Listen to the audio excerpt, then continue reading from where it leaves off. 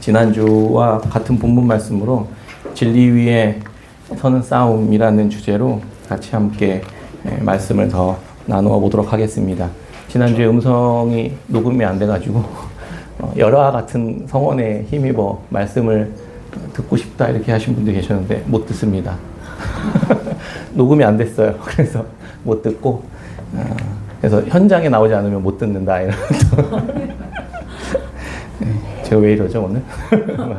네, 앞에 앉아서 기도하는데 그냥 감사하면서도 동시에 마음이 되게 묵직하고 뭐랄까 안타깝고 그냥 가슴 아파하는 마음이 많이 들었습니다. 아까 우리 지혜자매가 기도해 주신 것처럼 대한민국의 세 번째 대통령 탄핵 소추안이 통과되어서 대법원으로 넘어가게 되었습니다. 대한민국 역사가 이런 소용돌이 속으로 한번 또 다시 빨려 들어가고 있는 것 같다는 생각이 들었습니다. 어렵죠?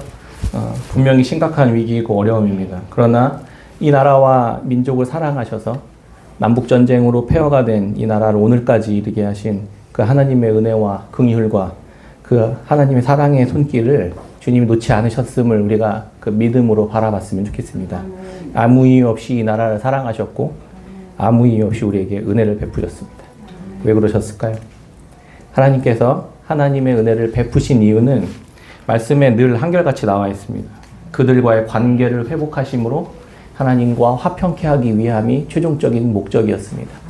그것이 우리가 은혜를 받은 이유고 오늘 여기까지 온 이유인 것을 잃어버리지 않았으면 좋겠습니다. 기도할 때 이렇게 우리 사회 상황들을 이렇게 바라보면 반목과 미움과 증오와 그런 것들로 계속 분열되어 가고 있는 것들이 누구의 옳고 그름을 떠나서 그 모습을 바라보시는 하나님의 마음이 무겁겠다, 아프겠다, 속상하시겠다 이런 마음이 들어서 제가 마음이 좀 그랬던 것 같습니다.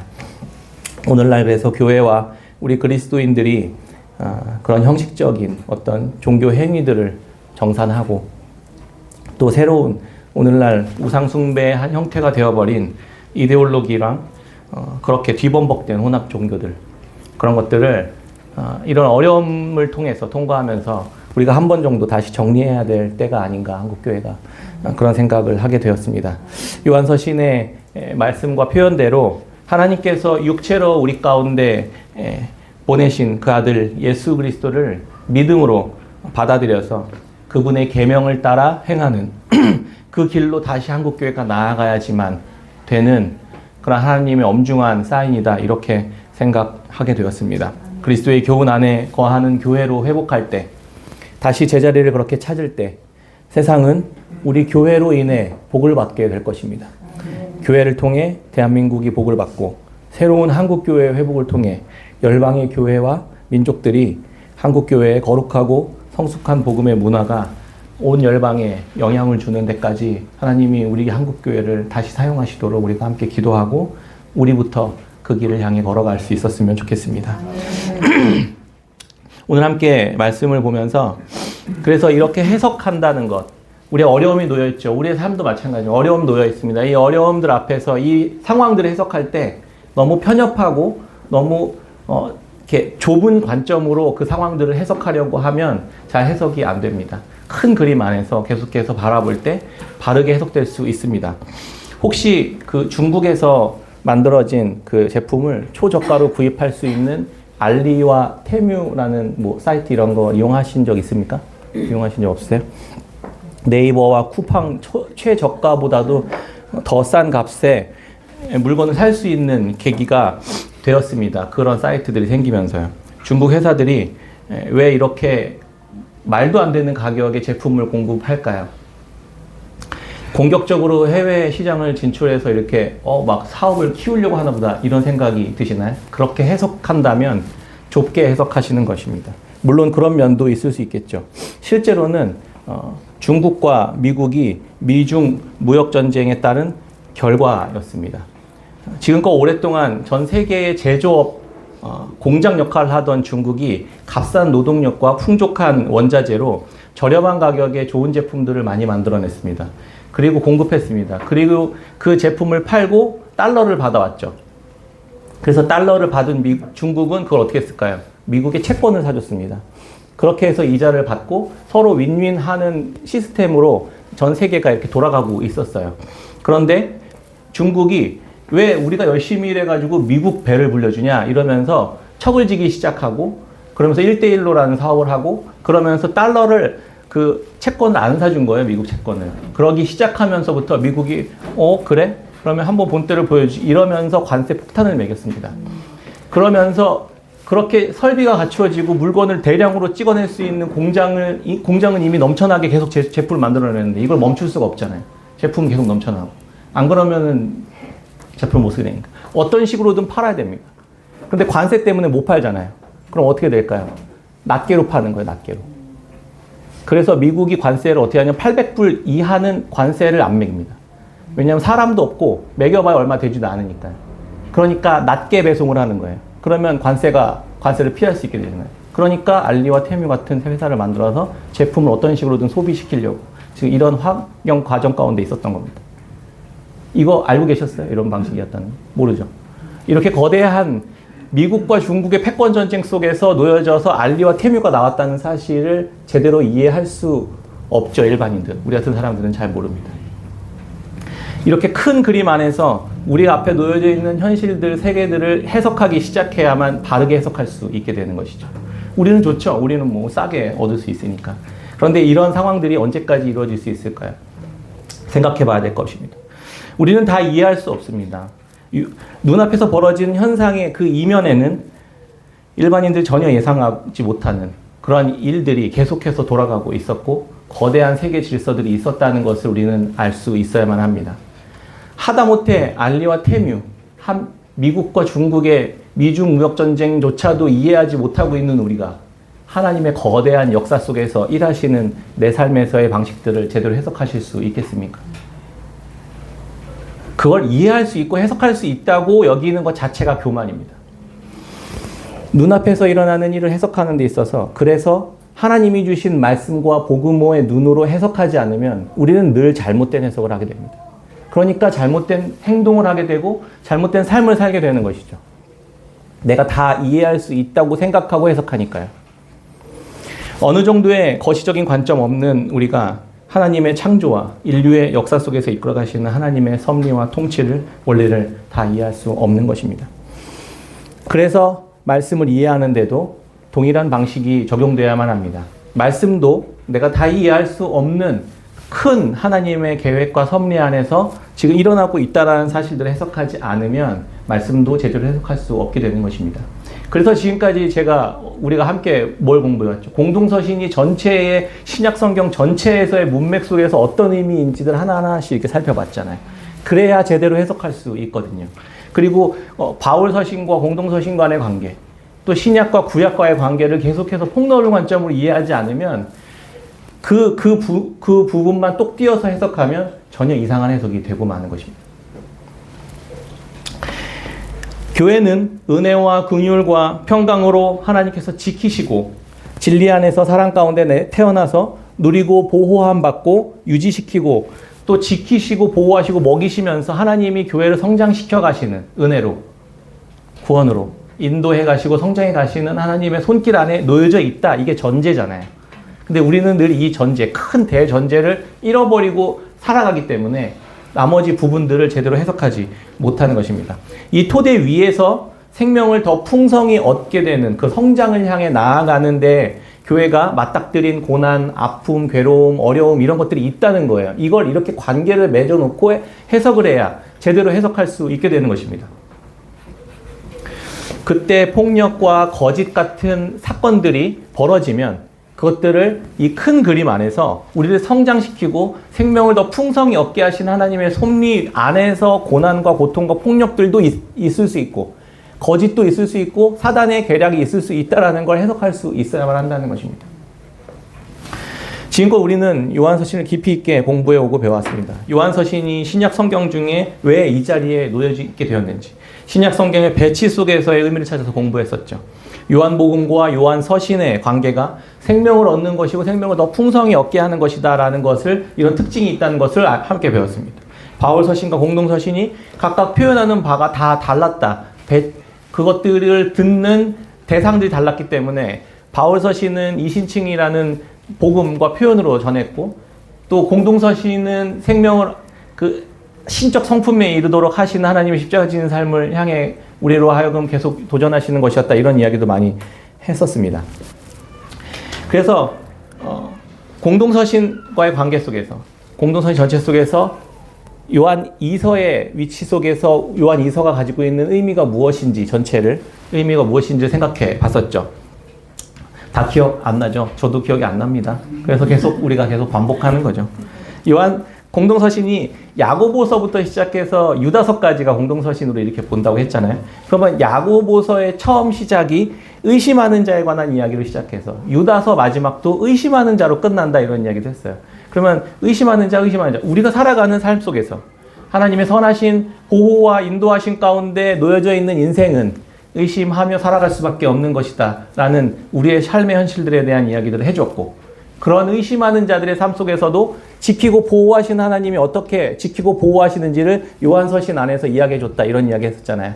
그러니까 요한서신에, 그러면 요한일서의 마지막 부분에서는 무슨 이야기를, 지키심에 관한 이야기를 했고, 또 유다서 마지막에도 지키심에 관한 이야기를 했다. 그러니까 요한 1서 마지막, 유다서 마지막이 지키심, 큰 것은 의심하는 자들의 삶 속에서 하나님이 어떻게 지키시는가에 대한 이야기를 했다. 이렇게 지금 큰 그림 안에서 설명을 했었습니다. 하나님은 반드시 지키십니다. 그래서 요한 2서, 요한 3서는 어떻게 지키시냐? 하나님의 진리의 코이노니아로 지키신다, 요한 2서. 하나님의 사랑의 코이노니아로 지키신다, 요한 3서. 이렇게 지금 우리에게 구체적으로 설명해주고 있는 것이다 라고 큰 그림 안에서 제가 설명을 함께 나누었습니다. 어떻게 그러면 이것을 더 지키실 것인가? 요한 2서에서는, 요한 3서에서는 이런 방식으로 지키신다라는 것을 했습니다. 하나님은 그래서 늘 은혜를 먼저 주시고 그에 따른 작은 요구를 하신다, 이런 이야기도 함께 나눴죠. 큰 그림 안에서 은혜를 먼저 우리에게 주십니다. 우리에게 생명을 먼저 주시고요. 그리고 나서 작은 요구를 통해서 우리를 성장시키시면서 생명을 더 풍성하게 하시는 길로 우리를 인도해 가신다는 것을 함께 배웠습니다. 그렇게 전체를 조망하고 부분을 해석할 때 그 의미는 확실하게 드러나게 되는 것입니다. 우리가 인생을 살아가는 것도 마찬가지입니다. 나의 인생 전체를 바라볼 때 하나님의 섭리와 계획 속에 우리가 그 은혜를 받고 구원을 입은 자로서의 정체성을 전제로 두고 우리가 맞이하는 여러 가지 고통과 괴로움과 아픔들을 하나님이 이걸 통해서 뭘 하려고 하시는 것인지에 대해 생각하고 해석하려고 할 때 우리가 넘어지지 않을 수 있게 되는 것입니다. 비록 고난을 당하고 아픔을 당하고 넘어지기도 하고 실패하기도 하지만 결국 우리를 생명으로 풍성케 하시는 하나님의 섭리와 손길 안에서 나는 계속 걸어가고 있구나라는 사실들을 하나님 앞에서 깨닫게 하시도록 한다는 것입니다. 이렇게 해석할 수 있어야만 합니다. 우리의 삶을 계속해서 이 방식으로 해석해 나가려고 할 때 우리가 건강하게 계속해서 자라갈 수 있게 되는 것입니다. 믿음으로 구원을 받게 하셨습니다. 은혜를 입게 하셨습니다. 이것이 흔들리지 않는 토대죠. 우리 개인적인 삶도 마찬가지입니다. 내 죄를 대신해서 죽으셨다는 이 사실이 우리가 은혜를 받은 토대입니다. 그의 아들을 나 같은 자를 대신해 죽게 하셨다고요. 그 이상으로 뭘 더 하나님께서 해주시면 우리가 만족하고 감사할 수 있겠습니까? 그러면 이렇게 믿음으로 구원을 받았으니까 그럼 내가 아무것도 할 필요 없다. 좀 더 깊이 생각해보죠. 그렇게 생각할 수는 없는 것입니다.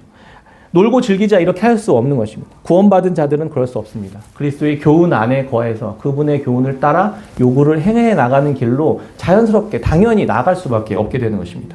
그러면 오늘 함께 읽었던 이 본문 말씀에서 그리스도의 교훈을 따라가는 것이 필요한 것이라는 결론에 아주 본문에 도달하게 되는 것입니다. 큰 그림에서 점점 들어와서 지금 그리스도의 교훈을 따라 행하는 것이 가지고 있는 의미까지 도달한 거예요. 그러면 이 그리스도의 교훈이 뭘까요? 도대체 이 그리스도의 교훈을 따라 행한다는 게 뭘까요? 그리스도께서 친히 육신으로 오셔서 이 땅에서 말씀하시고 삶으로 살며 보이신 그분의 가르침이 그리스도의 교훈인 것입니다. 율법을 그리스도께서 완성하셨죠. 그분의 교훈이 율법의 완성입니다. 하나님을 사랑하고 이웃을 사랑하셨죠. 이게 율법이라고요. 하나님의 말씀에 완전하게 완벽하게 순종하셔서 십자가에 죽으셨습니다. 그게 그분의 교훈이라고요. 그분이 우리에게 보여주신 교훈이라고요. 우리 같은 죄인을 사랑하셔서 자기의 영원한 생명을 거저 내어주셨습니다. 십자가의 길이 그리스도의 교훈의 완성인 것입니다. 철저히 하나님의 보호 아래 사셨지만 철저히 하나님의 외면을 당하시는 자리로 나가셨다. 그게 그리스도께서 보여주신 교훈입니다. 그게 십자가 가르쳐 주신 의미예요. 철저히 완전하신, 철저히 전지전능하신 하나님이셨지만 철저히 무기력한 인간 안에서 살아가는 것. 그게 그리스도의 교훈의 모습이었다 이 말입니다. 교회는 그래서 진리이신 그리스도를 따라가는 삶을 살아가는 것입니다. 그분이 거룩하신 하나님이셨음에도 불구하고 죄인된 인간의 육체를 입고 이 땅에 오셔서 거짓과 죄와 어둠과 사망과 더러움 가운데 고통을 당하시는, 그렇게 받으시면서 계속해서 십자가를 향해 걸어가신 것처럼 우리도 그분이 걸어가신 십자가를 향해 계속해서 걸어가는 인생을 살아가는 것이 그분이 가르쳐 주신 교훈이다 이 말입니다. 사랑하시고 은혜를 주시고 긍휼히 여시고 철저히 지키고 보호하시지만 동시에 고통과 괴로움과 아픔과 어둠의 골짜기를 통과해야만 한다는 것입니다. 모순이 아니라고요. 하나님의 의도와 사탄의 의도는 동일한 같은 상황들을 전혀 다르게 해석하는 데 있습니다. 사탄은 그 고통과 고난과 아픔과 괴로움과 더러움을 통과하는 그 우리를 넘어지게 하려고 하는 게 의도고, 하나님은 그걸 통해서 십자가를 통해서 부활에 이르도록 하시는 게 하나님의 의도라고. 하나님의 의도를 사탄은 계속해서 왜곡시키는 게 그의 목표고 거짓말로 의심하게 만드는 것입니다. 포기하도록 만드시는 겁니다. 그래서 이미 주신 그 생명이 싹이 나고 열매를 맺도록 하지 못하도록 방해하는 게 사탄의 역할입니다.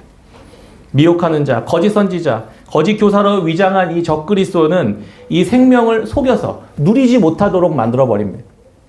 고난이든 거짓이든 우리에게 주어진 삶을 하나님의 커다란 큰 그림, 신실하신 그 그림 안에서, 신실하고 선하신 그 의도 안에서 해석하는 것이 바르고 온전하게 해석하고 이해하는 길입니다.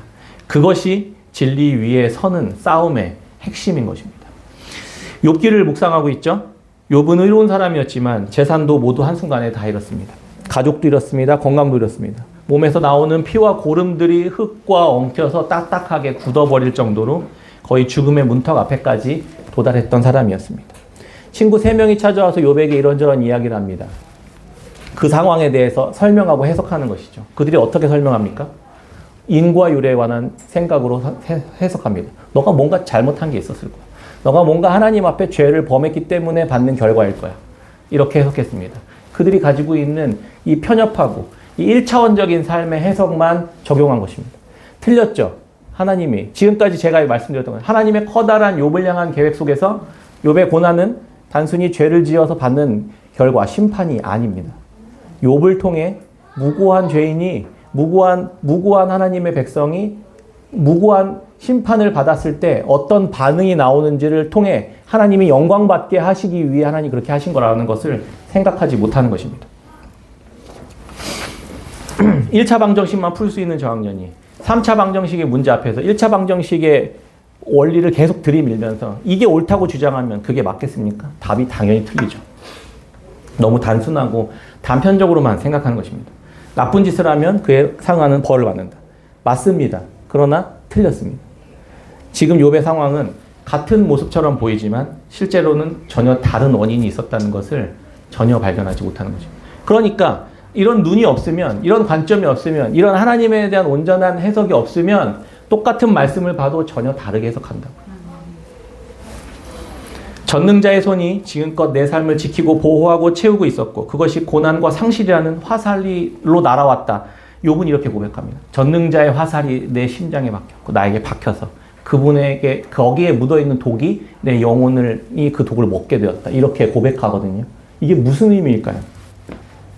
하나님의 백성들에게 고난은 그들 속에 있는 하나님에 대한 간절함, 하나님에 대한 갈망이 다시 일어나게 하는 하나님의 통로가 됩니다. 그것이 고난이라는 상실이라는 화살로 날아왔고 욥이 깨어져 버렸습니다. 욥이 완전히 주저앉아 버렸어요. 깨져 버렸어요. 욥의 삶이 완전히 다 박살나 버렸습니다. 박살났습니다. 질그릇이 박살났다고요. 그러면 그 질그릇 안에 뭐가 드러나게 될까요? 하나님의 백성은 질그릇 안에 담긴 보화가 드러나게 됩니다. 지금까지 알지 못했던, 욥 자신도 모르고 있었던 질그릇 안에 담긴 보화가 깨어져야 나온다고요. 그러니까 하나님이 그걸 깨트리신 거라고요, 일부러. 왜요? 그 안에 있는 보화가 나오게 하시도록 하기 위해서. 하나님의 선하신 계획이, 하나님의 구원받은 백성들을 향해 베푸시는 고난은 그 원리대로 이용하시기 위해, 활용하시기 위해 하나님 그렇게 하신다는 겁니다. 그런데 이것을 하나님의 선하심과 하나님의 복음을 제대로 이해하지 못하는 자들은 네가 죄를 졌으니까 심판을 받는 거지, 이렇게 해석한다는 겁니다. 똑같은 상황을 가지고. 우리가 계속 하나님의 선하심과 신실하심이라는 토대 위에서 계속해서 우리의 삶을 해석해 나가는 것을 훈련해 나가셨으면 좋겠습니다. 화살이 와서 박혔을 때, 그러니까 이게 이렇게 욥은 하나님이 내 삶을 가장 좋은 것으로 붙들고 계셨다는 사실들을 인지하지 못하고 있었던 것 같아요.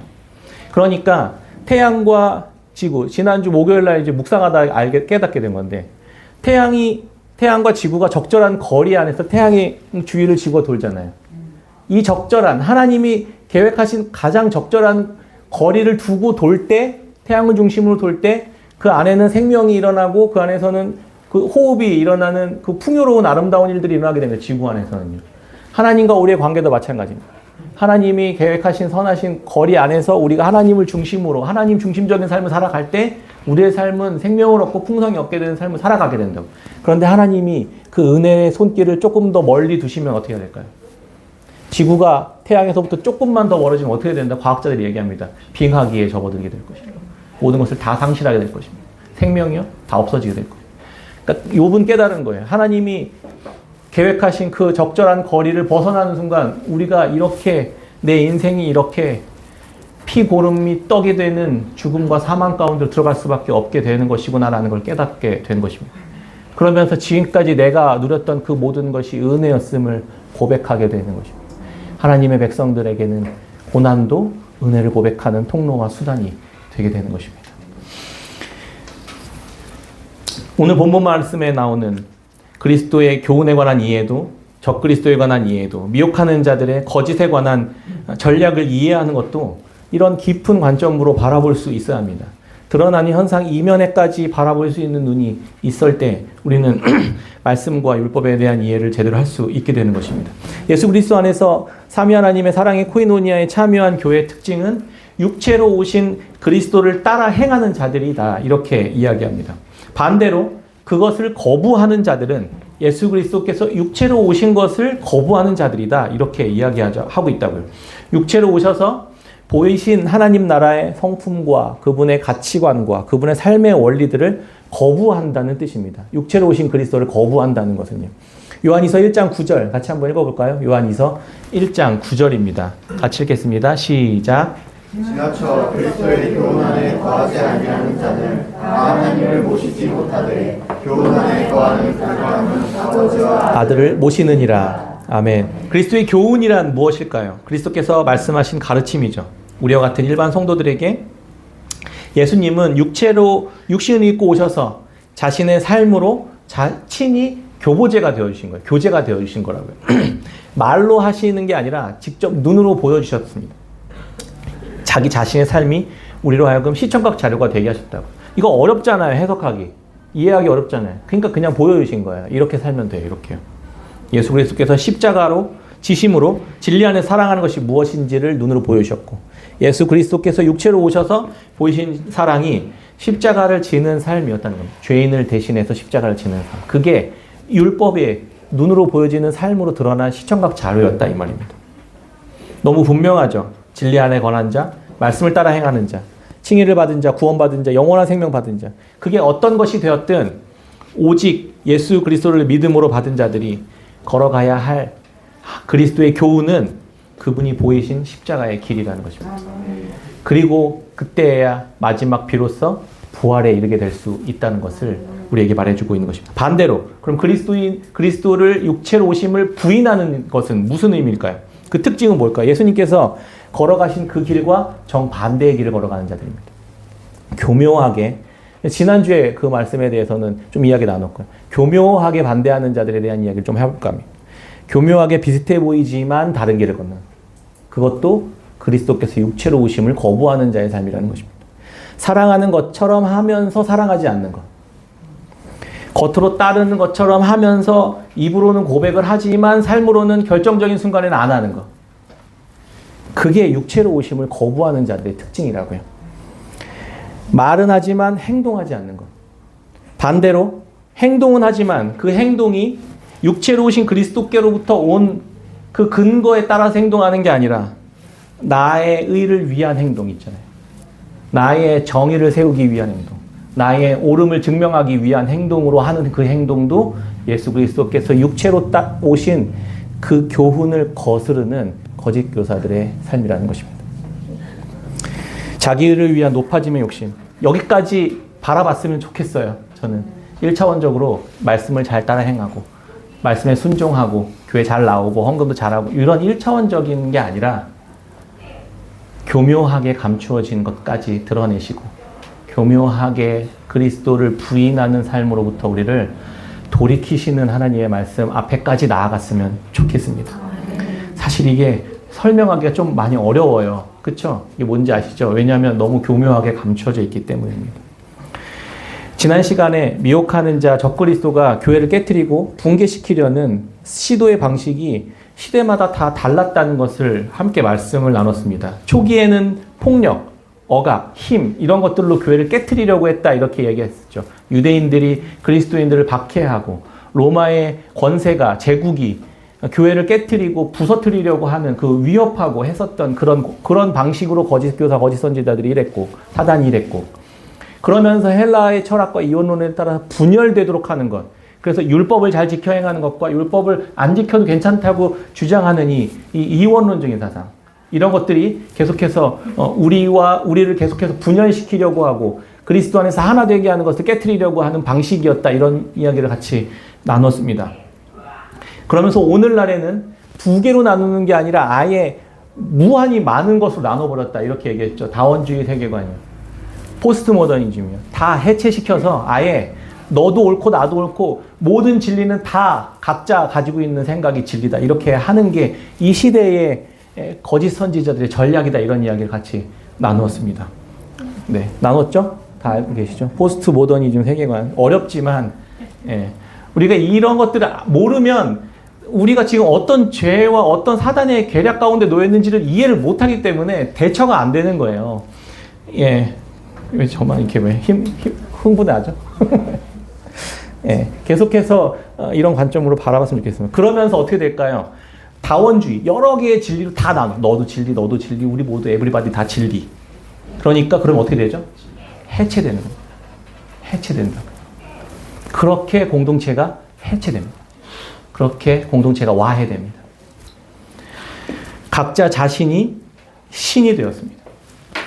신이 육체를 입어 이 땅에 오셔서 그리스도께서 그분 안에서 하나됨을 이루신 진리가 되신 이 공동체 하나됨이 모든 사람들에게 다 너희들도 신이야 라고 주장하면서 이 진리를 해체시켰다고. 이 공동체를 해체시켜버렸다고요. 그게 사단이 지금 거짓으로 교회를 회방하고 해체시키려고 하는 전략이다. 오늘날 이 시대의 전략이다. 이렇게 말씀이 이야기하고 있는 거죠. 그게 자기 자신이 그게 거짓 복음입니다. 요한이서 1장 7절에 미혹하는 자가 세상에 많이 나왔나니 이는 예수 그리스도께서 육체로 오심을 부인하는 자라. 이런 자가 미혹하는 자요 적 그리스도니. 오늘날 이 시대의 적 그리스도가 이 거짓 말을 통해 하나님이 세우신 진리의 말씀을 해체시킴으로 공동체와 이 가정이 하나 되게 하는 것들을 깨트리려고 하는 것이다라는 것입니다.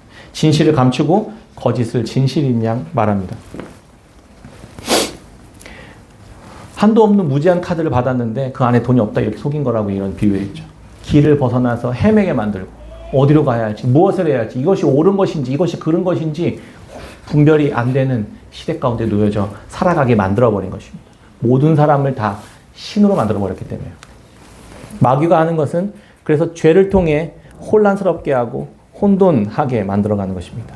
이제 누가 어디까지가 진실이고 어디까지가 거짓인지 알 수 없어요. 정의로운 것 같은데 뭔가 아닌 것 같아. 사랑인 것 같은데 뭔가 찝찝해요. 즐겁고 행복하고 자유로운데 뭔지 모르지만 죄책감과 허무감이 든다고요. 진영을 만들어서 내가 속한 진영은 옳고 내가 속하지 않은 저 진영은 악마를 만들어 버린다. 그러면서 계속 진리 전쟁을 하는 거예요. 내가 진리니까 저것들은 거짓이죠. 그러니까 원한을 품고 싸우고 반목하고 미워하고 증오하고 죽이고 끌어내리고 다시 내가 올라가게 하고 서로를 의심하게 하고 오해하게 만들어버리는 것입니다. 유명 배우의 혼외자 발표로 사람들이 놀랐죠. 실명을 거론하지는 않겠습니다. 세상 사람들의 반응은 놀라긴 했지만 그것 자체를 문제 삼지 않는 분위기였습니다. 왜? 개인의 사생활이니까. 미혼 남녀가 서로 좋아서 만나고 원치 않는 아기가 생긴 건데 뭐 이런 반응이었습니다. 결혼에 대한 기준과 가치가 점점 흐릿해짐을 넘어서서 이미 아무렇지 않게 되었습니다. 결혼에 대한 기준과 가치가 해체되어 버린 것입니다. 개인이 어떤 삶을 살던 그냥 사생활뿐이라는 그런 의식이 우리 안에 만연해졌습니다. 그 유명 남자 배우는요, 시상식에서 아빠로서 내가 책임을 다하겠다 이렇게 밝혔습니다. 사람들이 용기와 그 책임감에 박수를 보냈습니다. 그렇습니까? 아름다운 모습이죠. 책임지니까. 그게 뭔지를 분별을 못하는 시대까지 이르렀다고요. 박수를 친다고요. 저는 그래서 입양한다는 얘기인 줄 알았습니다. 양육비를 주겠다 이런 의미였다고. 저는 결혼을 해서 가정을 꾸리고 남편으로서 아빠로서 책임을 다하겠다는 말인 줄 알았다고요. 그게 아니라 돈을 주겠다는 뜻이었습니다. 그럼 그 아이는 뭐가 됩니까? 그분이 10년 가까이 유엔 난민기구 친선 대사로 활동했었습니다. 난민을 외면하는 것은 우리가 스스로 만들어낸 문제들을 외면하는 것과 같습니다. 이렇게 외치고 다녔다고요. 10년 동안요. 사람들에 대한, 긍휼한 사람들에 대한 책임감, 긍휼과 동질감을 불러일으키는 일들, 그런 일들을 사람들에게 오랫동안 해왔습니다. 그것은 참 좋은 일이고 많은 희생과 나눔의 삶을 어느 정도 산 것입니다. 그것을 폄하시키고 싶은 마음은 없습니다. 그렇지만 그런데 그 난민을 제주도에 받아서 누가 책임집니까?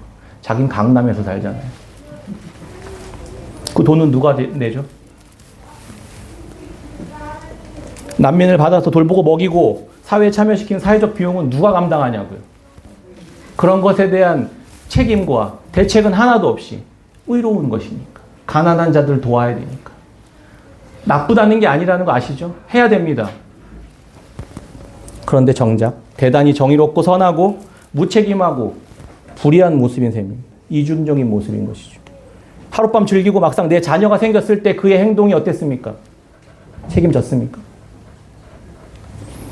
결정적인 순간에 진짜 내가 어떤 가치를 쫓았는지가 드러난다고요.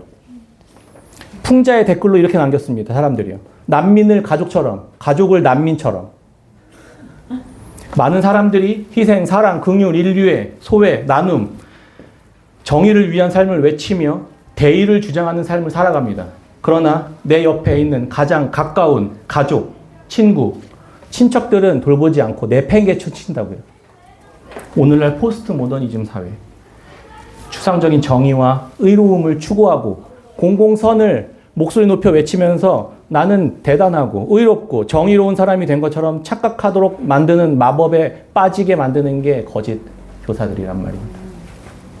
그러면 사람들이 더 정의로워집니까?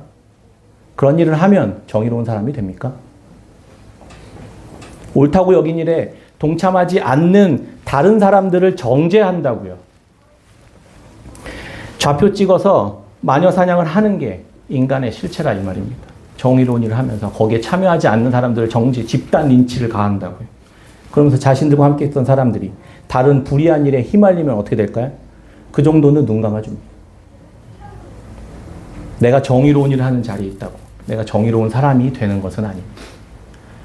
복음 없이는 정의로운 사람을 만들 수가 없습니다. 다른 교묘한 율법주의, 자기의의 삶인 것일 뿐입니다.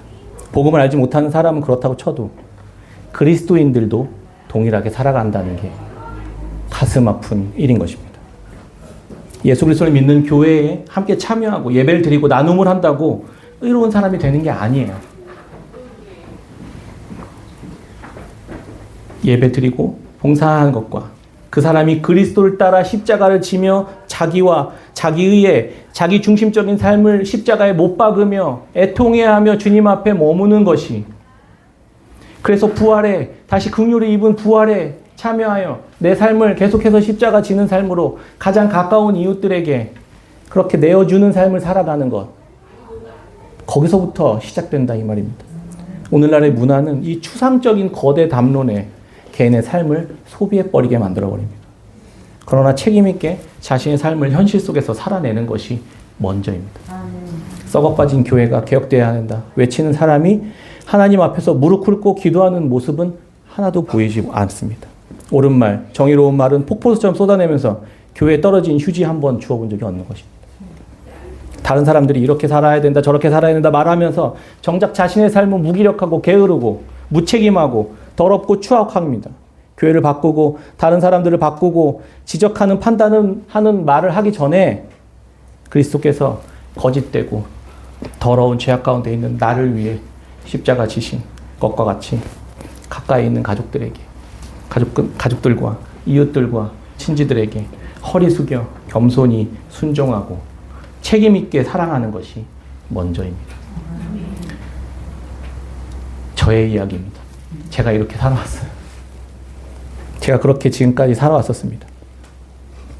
말로 그렇게 가르치는 자의 자리에 서서 무책임한 이야기들을 떠들어댔던 저의 모습입니다. 우리가 추구하는 복음의 가치가 아무리 고상해도 실제 나의 삶이 부도덕하고 비윤리적이고 현실을 외면하고 그리스도의 삶을 외면한 채 살아가고 있다면 내가 그래도 이 정도는 하니까 그리스도께서 육체로 오신 복음과 관계없이 적그리스도가 뿌린 미혹에 휘둘려 살아가고 있는 것이라는 것을 깨달아야 할 것입니다. 예수님은 세상을 사랑하셔서 우리와 같은 죄된 인간을 구원하기 위해 육체로 이 땅 가운데 오셨습니다. 그런데 사람들을 선동하고 대중적인 앞에서 대의를 외치는 삶을 주님도 사셨어요. 근데 어떤 대의냐? 하나님의 나라를 선언하는 대의였습니다. 그러나 그 대의가 어떤 삶으로 드러났습니까? 예수님이 어떻게 사셨죠? 대의를 위해 정치하셨나요? 한 영혼을 만나러 다니셨습니다. 그 한 영혼을 만나, 그 한 사람을 만나, 그 속에 있는 교묘히 감추어져 있는 자기 욕심, 자기 영광, 자기 중심적인 삶, 사람들의 인정과 평판과 같은 죄악을 다 드러내셔서 폭로하시고 다시 복음으로 나오도록 초대하셨습니다. 그리고 그 십자가의 은혜로 그의 죄를 덮어주셨습니다. 왜 그렇게 한 사람을 만났을까요? 제가 나중에 깨달았습니다. 그 한 사람이 온 세상이기 때문입니다. 그 한 영혼이 온 세상이라고요. 온 세상을 변화시키기 위해 대의를 살면서 그걸 내 삶을 갈아넣는 게 아니라 이 한 영혼이 온 세상이라고 믿었고 그대로 사신 것입니다. 그 한 영혼에게 자신의 삶을 내어주셨던 것입니다. 그게 복음의 삶이라고. 그게 십자가 지는 삶이라고. 그게 거짓에 휘둘리지 않는 삶이라고 예수님 우리에게 말씀해 주시는 것입니다. 그게 교회인 내 속에 들어와 가득 찬 세상을 깨트리고 거짓을 폭로하고 세상을 변화시키는 아주 실제적인 예수님의 방법이었던 것입니다. 사랑하십시오. 나 같은 죄인을 사랑하신 그 그리스도의 사랑으로 한 사람을 사랑해가는 것으로부터 교회가 다시 회복되길 바랍니다. 말씀을 마칩니다. 탕자의 비유로 유명한 예수님의 비유가 있습니다. 누가복음 15장에 나오죠. 둘째 아들은 아버지께 패역한 짓을, 무도한 짓을, 아버지 빨리 죽어버리고 재산 절반 나한테 주세요. 이렇게 해서 재산 절반 얻어서 창기들과 함께 탕진하고 다시 돌아온 아들 이야기 아시죠? 아버지 집에 돼지 치다가 더 이상 먹을 돼지 사료도 없어서 아버지께 가면 그래도 먹고 살 수 있지 않을까? 그래서 갔는데 먼 발치에서부터 바라보고 있었던 아버지께서 달려나와 나를 그 둘째 아들을 끌어안으시고 그를 씻기고 가락지를 끼우고 존귀하시고 그를 위해 살찐 송아지를 잡아 잔치를 벌이셨습니다. 자기에게 패역한 짓을 하고 재산 절반을 탕진하고 온 아들에게요. 아무런 조건 없이 그를 받아주셨습니다. 돌아온 것만으로도 죽었다가 살아난 것이라고 하면서 얼싸안아 기뻐하셨습니다. 이 비유에서 또 다른 그러나 감추어져 있는 또 하나의 잃어버린 아들의 이야기가 나옵니다. 첫째 아들이요. 이 아들은요, 아버지의 말씀에 순종했습니다. 철저히 순종했습니다.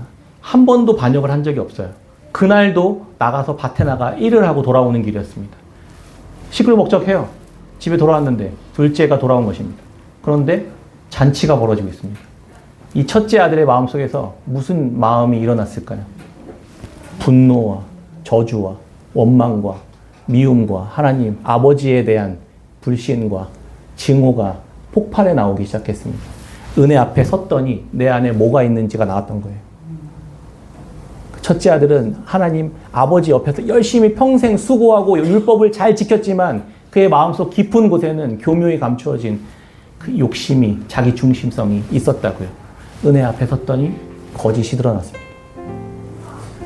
첫 둘째는요, 고통 가운데, 폐역 가운데 들어갔더니 하나님의 은혜가 기억이 났던 것이고. 그런데 둘째도 회개하지 않았고요. 첫째도 회개하지 않았습니다. 이야기는 이렇게 끝납니다. 열심히 주의 말씀을 따라 행해도 아버지의 긍휼과 사랑을 얻을 수 없고, 폐역해서 지 멋대로 살아도 아버지의 긍휼과 사랑을 얻을 수 없고, 둘 다 아버지는 잃어버렸던 것입니다. 그 아들. 그래서 뭘 이야기하시는 걸까요? 아무런 조건 없이 그리스도의 사랑과 그리스도의 은혜와 그분이 우리에게 베푸신 십자가의 은혜와 능력 가운데 다시 나오도록 둘 다를 초대하는 것입니다. 너의 어떤 행위도, 너의 어떤 죄악도 깨트릴 수 없다는 것입니다. 아버지의 마음이 그런 거예요. 두 아들을 다 잃어버렸습니다. 기쁘십니까? 탄핵이 돼서 기쁘십니까? 탄핵이 돼서 슬프십니까? 기도하십시오. 야고보서 1장 9절부터 11절에 이런 말씀이 있습니다. 낮은 형제는 자기의 높음을 자랑하고 부한 자는 자기의 낮아짐을 자랑할지니 이는 그가 풀의 꽃과 같이 지나감이라. 해가 돋고 뜨거운 바람이 불어 풀을 말리면 꽃이 떨어져 그 모양의 아름다움이 없어지나니 부한 자도 그 행하는 일에 이와 같이 쇠잔하리라. 복음 앞에 서면 그 모든 것들이 풀의 꽃과 같이 사라지는 것입니다. 하나님의 선하심과 공의는 하나님이 이루어 가십니다. 탄핵을 통해서 하나님의 공의를 이루어 가실 수도 있고, 탄핵을 통해서 우리의 고통과 고난을 받는 이들의 마음속에 있는 무언가가 드러나게 하시려고 하시는 방식일 수도 있습니다. 각자가 그 앞에서 섰으면 좋겠습니다. 그런데 교묘하게 감추어진 다른 어떤 진영이 아니라 복음 앞에 섰습니다.